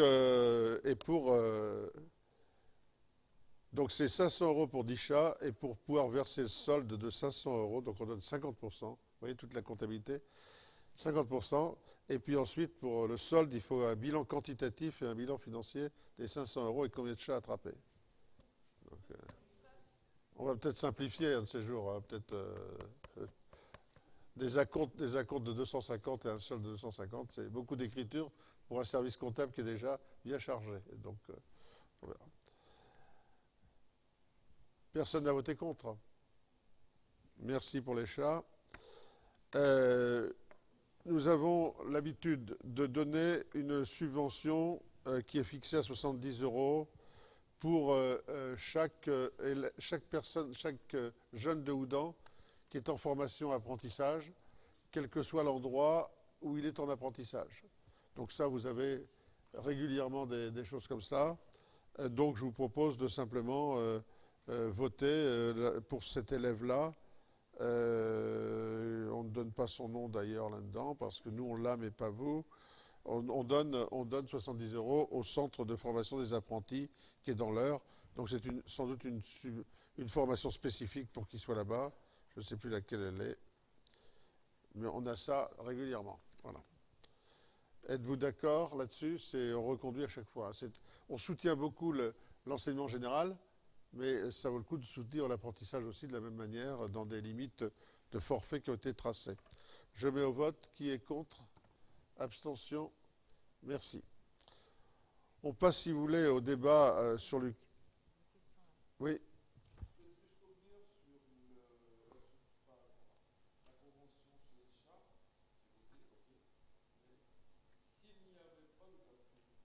S'il n'y avait pas? Ah non, il y en a. Ah oui, ben c'est dans le bilan financier, ils nous rendraient l'argent. Donc on leur dirait qu'on n'en donne pas. S'il n'y avait pas de capture de chat, on leur prolongerait la convention en donnant moins l'an prochain pour que le solde puisse être fait sur l'année d'après. La SPA étant éternelle, on pourrait prolonger son contrat. Enfin, je viens d'improviser la réponse, mais s'il n'y avait que 7 chats cette année, comme là, en fait, de 10 chats, ça fait 50 € le chat. Donc, s'il n'y avait que 8 chats cette année, on dirait l'an prochain, on vous donne que 400 tout en ayant 400 € tout en ayant 10 chats à attraper aussi. Voilà. On ferait de la régulation de ce type-là. Bien. Donc nous avons, face à la situation en Ukraine, nous avons tenu une réunion privée du conseil municipal, un peu en urgence, en indiquant, et on avait un bon quorum pour le tenir, ceux qui avaient pu venir sont venus, pour essayer d'afficher ce qu'on allait faire. Donc il y a plusieurs axes d'action qui ont été cités. D'abord, au niveau des symboles, manifester comme toutes les villes de France par des symboles qui sont un drapeau, de l'éclairage, des bandeaux sur nos mails, des articles sur Facebook, sur Internet, etc. Manifester que nous sommes solidaires, ou solidaires de l'Ukraine. Donc ça continuera. Et c'est important, les symboles sont aussi importants. Deuxièmement, nous avons, comme toutes les villes, organisé une collecte. Donc on avait organisé cela, une collecte pendant toute la semaine dernière sur des horaires plutôt en fin de soirée pour que les gens puissent venir, et tout le samedi. Et je crois qu'il y a eu 140 donateurs qui se sont manifestés. Et l'ensemble étant trié, produits d'hygiène, etc., médicaments et autres. Ces éléments seront convoyés sur la ligne du front de la solidarité par le conseil départemental des Yvelines qui organise, qui va ramasser dans toutes les communes et qui va convoyer cela de manière sécurisée, etc. Nous verrons pour reprendre si on doit réouvrir ou pas. Je crois qu'il y a un temps, il y a des masses qui vont arriver et après il faut réfléchir aux besoins. Il y aura un petit temps de pause, d'avoir des évaluations que le ministère des Affaires et des Relations extérieures finira par donner en disant aux communes, il faut encore, mobilisez-vous encore pour des dons en nature ou maintenant c'est plutôt de l'argent qu'il faut. Bon. Donc le travail a été fait. Je remercie tous les conseillers qui ont pu aller tenir une permanence là-bas. Certaines autres communes ont apporté le produit de leur collecte dans notre entrepôt à nous. Je pense aussi qu'il faudra peut-être garder un peu de choses pour des réfugiés qui arriveraient sur le pays oudanais. Nous en parlerons tout à l'heure. Ensuite, je crois qu'il y a besoin d'argent. Même si un donateur a amené un petit groupe électrogène, je crois, qu'ils avaient acheté, conscient que c'est aussi des unités de traitement d'eau, c'est des générateurs d'énergie, c'est des choses comme ça qui seront aussi utiles. Et d'ailleurs, la Croix-Rouge n'a pas organisé de collecte de denrées, mais de la collecte d'argent, uniquement pour acheter sur place des choses, en masse. Et donc là, je vous propose deux choses. C'est que le produit, on avait dit qu'on affecterait à une organisation d'enfants les produits de la vente du petit bouquin Marius. Bon. On a ramassé 500 €. Je vous propose de verser une subvention de 1 000 € qui comprend ces recettes-là à l'UNICEF pour que ce soit vraiment sur les enfants. Et puis symboliquement, comme nous avons toujours 1 € par habitant pour la solidarité avec l'Afrique, que nous votons chaque année, que symboliquement on puisse voter aussi 1 € par habitant pour l'Ukraine.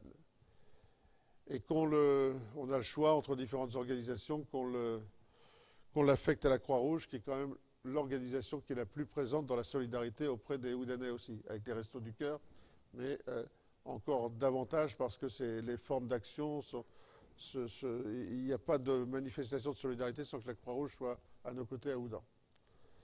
Donc je vous propose plutôt que de choisir d'autres organisations, de l'affecter à celle qui est le plus proche de nous dans la vie aussi au service de la détresse de nos concitoyens oudanais. Donc ça, c'est ce que je vous propose de faire et nous voterons à la fin pour ces deux éléments-là puisque c'est le vote d'une subvention.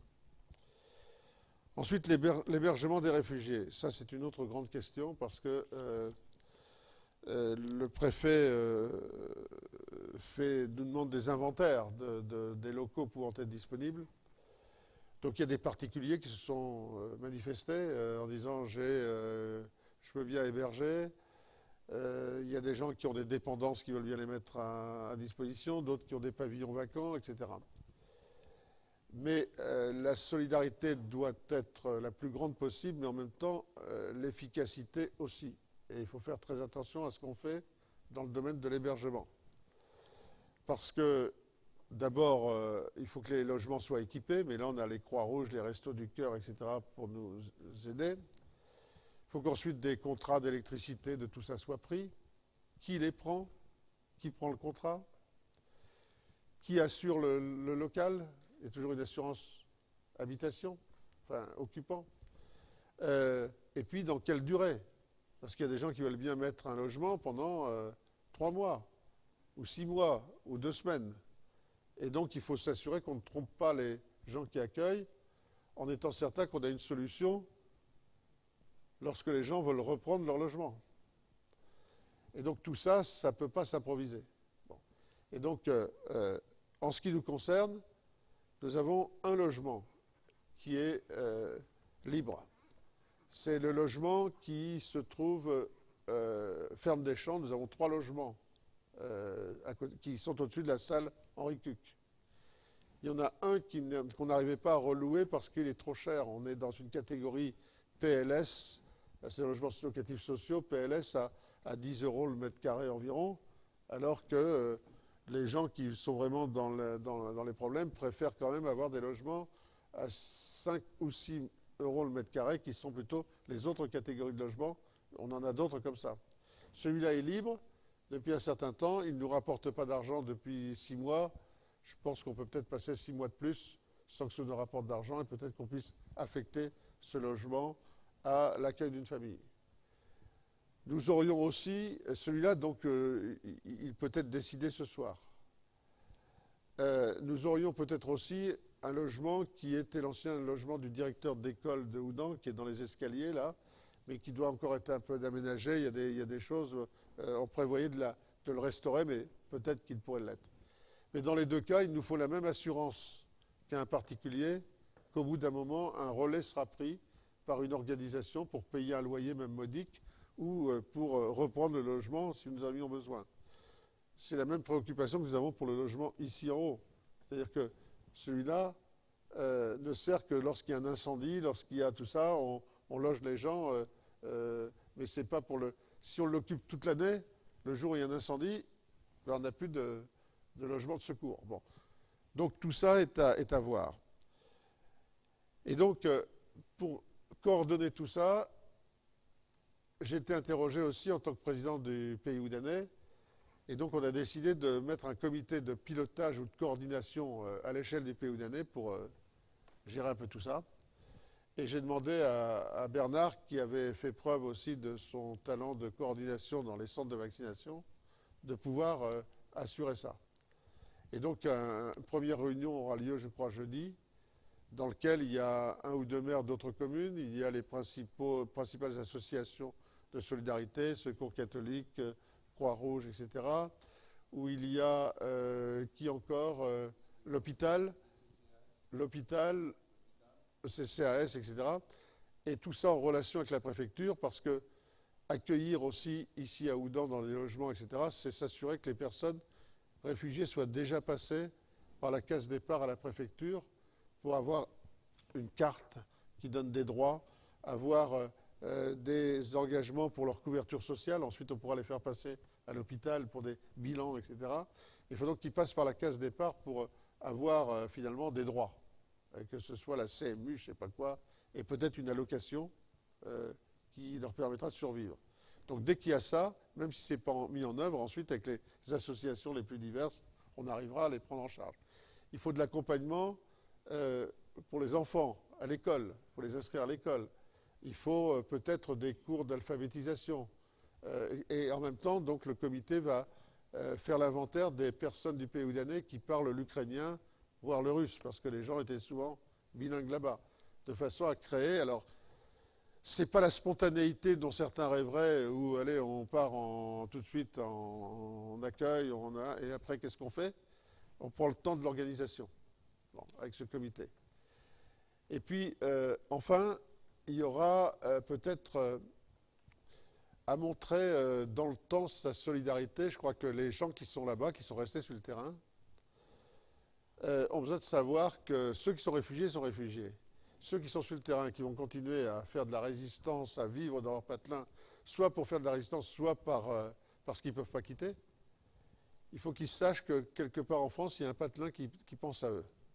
Et donc, je souhaitais voir si, et nous l'avions dit dans la réunion privée du Conseil, si on ne pouvait pas parrainer une petite ville d'Ukraine.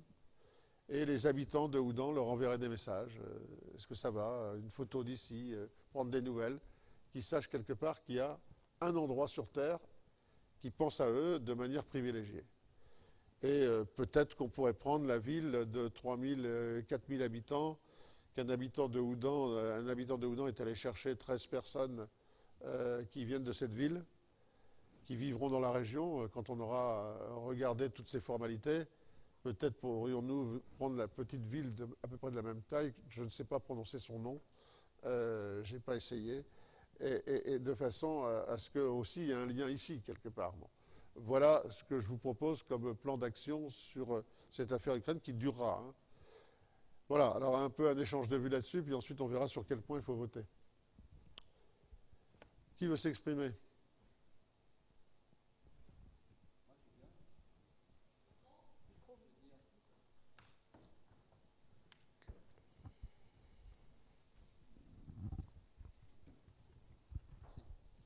Donc depuis la réunion, enfin le conseil municipal privé, j'ai travaillé bien sûr. Le plus dur, ça a été de rentrer, de trouver les circuits dans l'administration. Comment on arrive à la préfecture à obtenir un rendez-vous pour inscrire nos Ukrainiens qui sont d'ores et déjà sur le territoire. Il y en a 12 à Houdan, 4 adultes et 8 enfants, de 2 à 16 ans. Il y en a à Osmoy, il y en a à Rozay. Tout ça sur initiative personnelle. Et des gens de Villette ont offert des logements aussi. Alors on a une vingtaine de propositions de logements qu'il va falloir qu'on valide pour vérifier, comme c'était le cas de ce que Christine a fait pour le logement de Houdan, l'aménager, qu'il y ait les meubles, qu'il y ait tout ce qu'il faut pour qu'il soit habitable. Cette première étape à la préfecture est vraiment importante parce qu'elle donne déjà aux Ukrainiens qui ne sont pas titulaires d'un passeport biométrique un visa, en quelque sorte, pour pouvoir résider en France pendant 1 an. Et ensuite, ce visa sera prolongé, si nécessaire, jusqu'à 3 ans. Mais c'est vraiment le premier pas, quoi. Il faut que ces gens-là aient le droit d'être en France. Et après, ça va leur donner droit à la CMU, ça va leur donner droit même à une dotation d'argent, je crois. Donc c'est vraiment important qu'on passe par là. Donc il faut qu'on rattrape et qu'on fasse passer le message dans tout le territoire que le premier réflexe de tous ceux qui sont généreux, parce que c'est généreux ces démarches de privé là, c'est de s'adresser à leur mairie et de revenir vers le comité dont on distribue l'adresse mail là pour qu'on puisse centraliser tout ça. Donc aujourd'hui on a c'est ça, à peu près une vingtaine de logements, ce qui une capacité d'hébergement de 50 personnes à peu près. Alors on ne va pas se précipiter non plus parce qu'il ne suffit pas de les loger. Il faut les aider à rentrer dans la vie active du pays. Il faut effectivement s'occuper des enfants, donc il va falloir qu'on se rapproche des écoles dans les villages où ils vont résider. Il va falloir aussi qu'on leur fasse passer une visite médicale parce qu'en plus il y a la vaccination, ils ne sont pas très vaccinés là-bas. J'ai rencontré les 12, là, ils m'ont dit qu'ils n'étaient pas vaccinés. Il y a aussi des gens qui arrivent ici qui avaient des traitements là-bas, des traitements médicaux. Comment est-ce qu'on renouvelle les médicaments? Aujourd'hui, ils ne savent pas faire ça.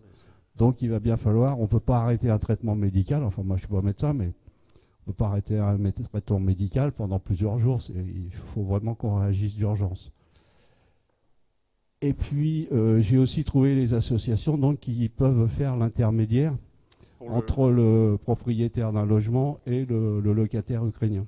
C'est-à-dire passer un bail, même voilà, si c'est passer gratuit, un bail, même un bail gratuit, mais qui a un bail pour pouvoir prendre des assurances, pour pouvoir que cette habitation soit reconnue, habitée par un Ukrainien officiellement. Il y a un avertissement fort du préfet qui est on ne prend que les titulaires d'un passeport ukrainien. parce qu'il y a déjà des gens qui ne sont pas de nationalité ukrainienne, mais qui se glissent dans le flux là, de nouveaux arrivants. Donc il faut qu'on fasse attention à ça. Et une dernière recommandation, c'est de ne pas qu'il n'y ait pas de transaction d'argent, ni des Français vers les Ukrainiens directement, c'est le gouvernement qui doit s'occuper de ça, la préfecture, et non plus exiger de l'argent pour de l'aide qu'on offrira aux Ukrainiens. Les Français ne doivent pas recevoir de l'argent de la part des Ukrainiens. Donc ça, c'est le dernier message. Mais surtout, moi, le message que je veux passer aux communes, c'est rapprochez-vous, tous les gens généreux, bien sûr, continuez de l'être, mais passez par votre mairie qui remonte vers le comité. Ça, c'est absolument primordial. On a créé un truc qui s'appelle Ukraine, ccpoudané.fr. Tout à fait. Et donc, on a mis aussi à disposition aussi. Il y a Cassandre, oui. Cassandre Robert, c'est une suggestion que Anne avait fait en disant bon ben la mobilisation pour le commerce, il y a des choses il n'y a pas de choses urgentes au jour le jour, donc on peut mettre 2 jours par semaine, enfin en équivalent de 2 jours, Cassandre Robert, qui travaille aussi au Pays Houdanais, à disposition du comité. Alors il faut vraiment qu'on se méfie de l'arrivée et qu'on arrive bien à canaliser ça, parce que ce matin j'ai enfin réussi à contacter la plateforme de la préfecture, Aurore, qu'ils appellent ça, pour leur dire qui on était, ce qu'on faisait. Donc ils ont été très intéressés. Ils m'ont dit on prend contact avec vous la semaine prochaine pour valider la liste des appartements que vous allez nous envoyer, et on vous rappellera pour éventuellement vous désigner des Ukrainiens. Oui, mais moi je voudrais que d'abord ils soient affectés à des gens qui sont déjà arrivés ici aussi. Parce que tout à fait. Non mais on va gérer nos urgences. Mais... Voilà. Et en fait, la semaine prochaine, c'est 10 minutes après que j'ai reçu un coup de fil d'une autre personne de leur organisation là, qui me disait monsieur, c'est bien, vous avez des appartements, je vous propose 10 Ukrainiens. Ah, j'avais dit, attendez, il n'est pas question. D'abord, on n'a pas de structure. Il y a 10 Ukrainiens qui devaient vivre ensemble. Donc, on n'a pas de structure pour accueillir tout ça. Puis, ça va beaucoup trop vite. Moi, j'en ai 12 sur les bras, là, pour l'instant. Plus 2 à Rosay et je ne sais pas combien à Haussmann. Donc, il faut c'est quand même qu'on ne soit pas qu'une surface d'accueil passive. Parce que moi, je me souviens très bien d'une dame érythréenne. On avait accepté au moment des problèmes de fuite de l'Érythrée, on avait accepté un logement qui était près des écoles. Et un jour, la préfecture nous a envoyé, un taxi est arrivé avec une dame et une petite valise, et on nous l'a déposé là en disant c'est votre réfugié. Mais c'était pas comme ça que ça doit se passer. Et on doit d'abord, parce que des familles du Pays Houdanais, j'ai eu des exemples de quelqu'un qui disait la nounou de nos enfants est ukrainienne. On s'est débrouillé pour faire venir sa famille, la famille de la nounou des enfants. Nous, c'est des gens qui ont un lien, qui habitent dans le Pays Houdanais. On va quand même loger, leur protéger, entre guillemets, avant de se faire imposer quelque chose par la préfecture. Enfin, il y a toutes ces choses-là qu'il faut regarder. Je voulais vous signaler une dernière chose, c'est Monsieur Larieux, le directeur de la Fondation Malais, m'avait fait part de locaux disponibles. Et en fait, ces locaux disponibles, ils sont d'ores et déjà occupés par 2 Ukrainiens qui étaient en fait en France avant et qui n'ont pas pu repartir. Voilà. Donc, il est obligé de les garder. Et le reste des locaux, il a vu avec la préfecture pour les réserver pour des gens qui auraient ou soit handicapés, parce qu'ils sont équipés handicapés, et puis dans l'enceinte où on soigne les gens handicapés, ou alors des gens qui auraient, suite à des blessures ou des choses comme ça, qui viendraient en France. Donc, qui gardent ces locaux-là pour les gens qui ont des cas de maladie grave. Quoi. Bon, en tout cas, voilà. Moi, il m'a semblé utile de mettre une structure de coordination à l'échelle du Pays Houdanais, parce que sinon, ça va être un peu le bazar. Et il y aura des échecs, il y aura des fausses pistes ou des bons sentiments, mais qui pourraient conduire à quelques déconvenus ou des obstacles. Quoi. Bon. Donc on prend le boulot dans le bon sens. Et peut-être qu'un jour, on pourra réunir tous les réfugiés du Pays Houdanais pour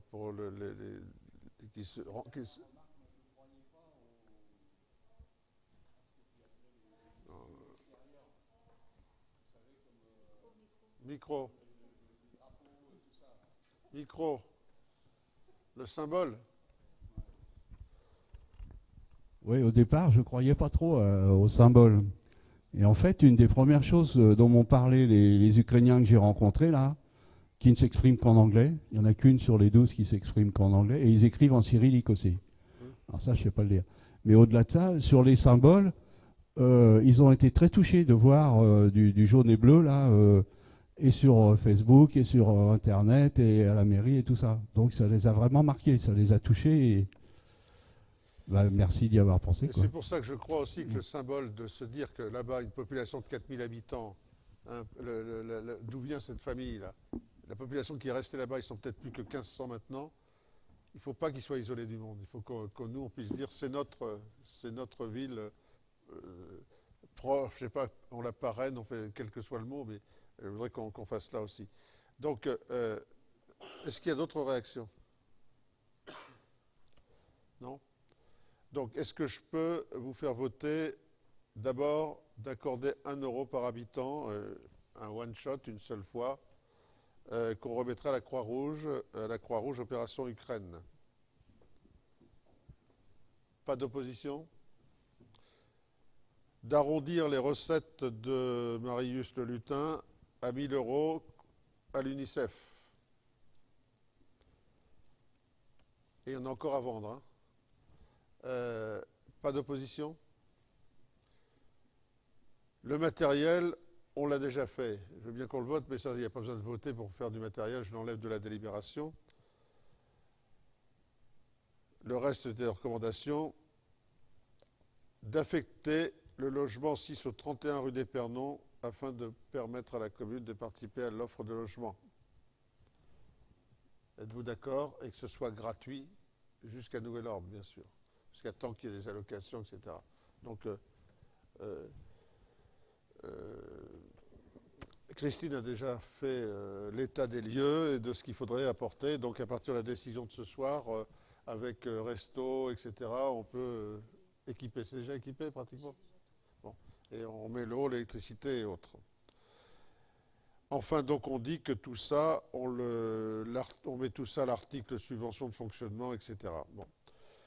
Et puis, un peu plus tard, quand j'aurai vu avec toi, comment il s'appelle, Monsieur Azoir, qui est allé chercher ces personnes, qui m'a donné le nom de la ville, on verra comment connaître un petit peu mieux la ville, etc. Et on verra si, à ce moment-là, ces familles-là pourront donner des noms de là-bas, des mails de gens, j'en sais rien, des coups de téléphone, que dans le brouillage général qu'organise l'armée russe, que des petits messages, vous existez encore et on pense à vous, puissent arriver.